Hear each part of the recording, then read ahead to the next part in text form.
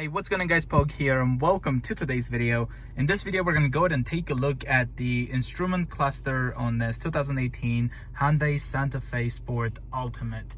So this is what the instrument cluster looks like on this Hyundai. So we have the tachometer on the left, the right side is the speedometer, and then in the center we have this screen. So the way that we go ahead and control the screen is by using these buttons to go ahead and go to different menus. So example, this one will take us down. So if I go ahead and push that, you can see right now it's going to show us the range. Then here we have trip A, and then we have trip B, and then back down to the digital speedometer. So then if I go ahead and press this button, it will take us to the next menu, which is the compass. Then we go to the next one, we have the lane departure. Go to the next one, we have the media. Then here we have the service, so this will tell us when is the next service. We go to the next menu and we have a lot of customizable settings here. So starting off, we have the driving assist. So if we go ahead and press enter on this will take us to the driving assistance. So starting off, we have the smart cruise control. We can go ahead and change some settings there. Let's go back. Then we have the autonomous emergency braking right over here. So if I go ahead and uncheck that, you can see now that is off. Then we have the forward collision warning. This will go ahead and give you a late, normal, or early warning. This one is rear cross traffic alert. So whenever you put the car in reverse and there's someone coming from the rear end on your right or left side, it'll go ahead and beep and let you know that someone's coming from that direction, which is a nice feature.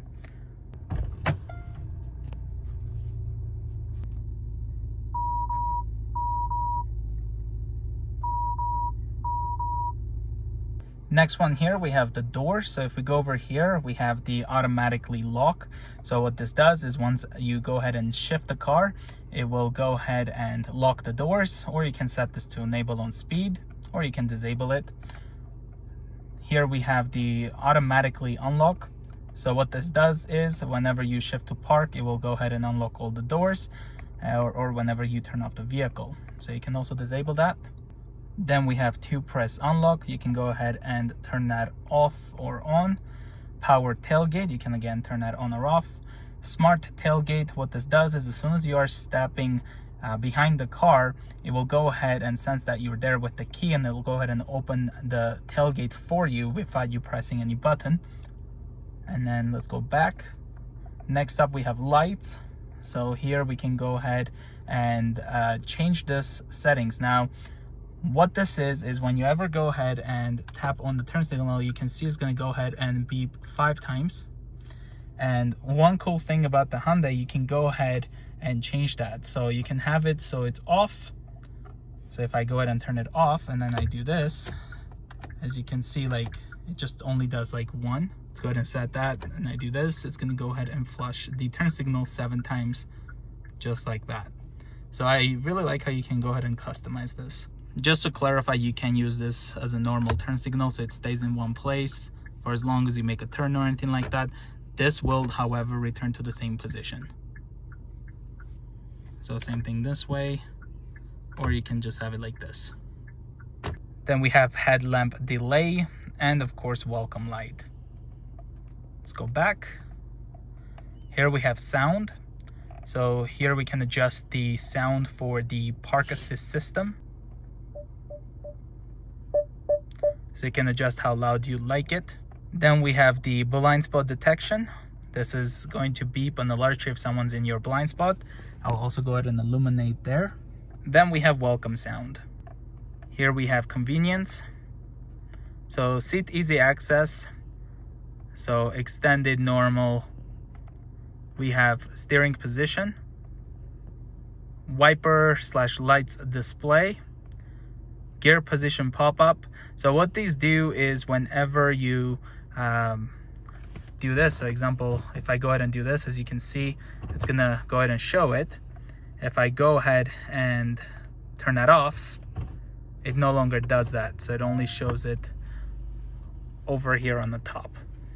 Let's go ahead and turn that back on. So for the wipers/lights, so what this does is if I go ahead and do the rear one for an example, as you can see, it's showing it on the screen, which is really useful. So when you're driving, you don't have to look here. You can just look on your center screen and see what you're doing. So then for the front wipers, we can just go ahead and put it on high, low, and then of course we can just turn it off.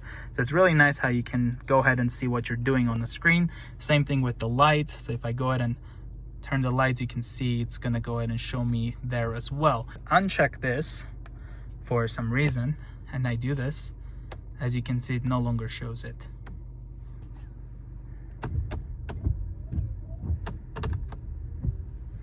Let's go ahead and turn that back on, and it's really nice to see it. Now this is the steering position. So if I go ahead and turn the steering wheel all the way to the left, turn off the car,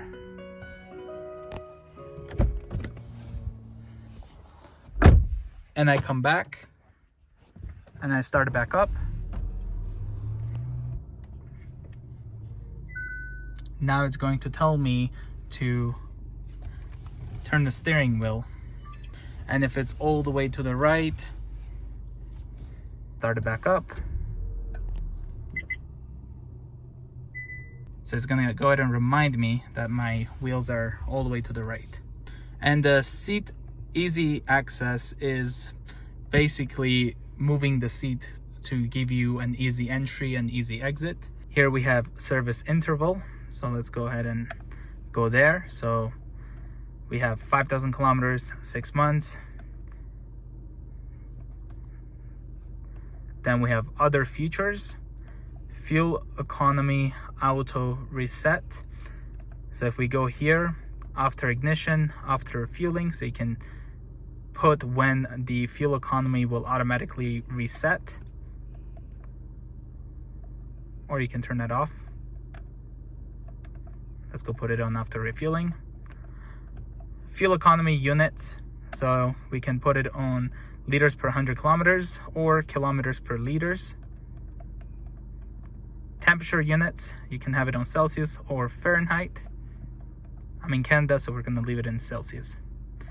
And that's about it for this portion of the screens. So now if we go ahead and turn off the traction control, as you can see, it also goes ahead and shows here as well there. So it's again really nice that the center display shows it, as you can see. Then we have the downhill brake control, so you can turn that on or off, and again it shows it here as well as in the middle screen, which is nice. Now for driving modes, it doesn't show it there, it only shows it there, so eco or sport or normal. Now for the blind spot, we do have this button here. So if we push that, as you can see, now it turned it off and then on, and you can see the light illuminates like that when someone's in your blind spot. This one is the lane departure warning, so it shows it right there. Heated steering wheel is really nice because once you turn this on, I like how it goes and tells you that it's on or off. And as well, we have the lock here, which doesn't show anything on that screen. So let's go back to the digital speedometer. Now this car also has the auto hold. So if I go ahead and push this, as you can see now it has auto hold. And the cool part about this is whenever you press that button and it's on, let's go ahead and put the car in drive, and we just stop for a couple seconds. You can see it's now automatically holding. My foot is not on the brake. Let's move a little bit, and then we come to a stop, and I don't have to push the pedal all the way down or anything like that. If I stop for a couple seconds and I have my foot on the brake, it automatically put the car on auto hold, and that again shows it on this screen. Let's go ahead and put it in park. And since this car also has the memory seat, if I go ahead and push 1 for an example, you can see it shows it there, and then I can push the 2. And if I make some adjustments and then I press set and then 2, as you can see, it also goes ahead and show that as well. There's also this switch here, guys, that you can use to adjust the brightness of the instrument cluster. Now next up here we have, of course, the smart cruise, the adaptive cruise. So if I go ahead and push this, you can see that the menu changes there, and we can adjust the cruise control with this. So over here we'll say the set speed limit. Here we can use to adjust it, and you guys can also see that in working. But yeah guys, I hope you enjoyed today's video. I hope this was helpful. If you guys are new to the channel, consider subscribing, and I will see you guys in the next one.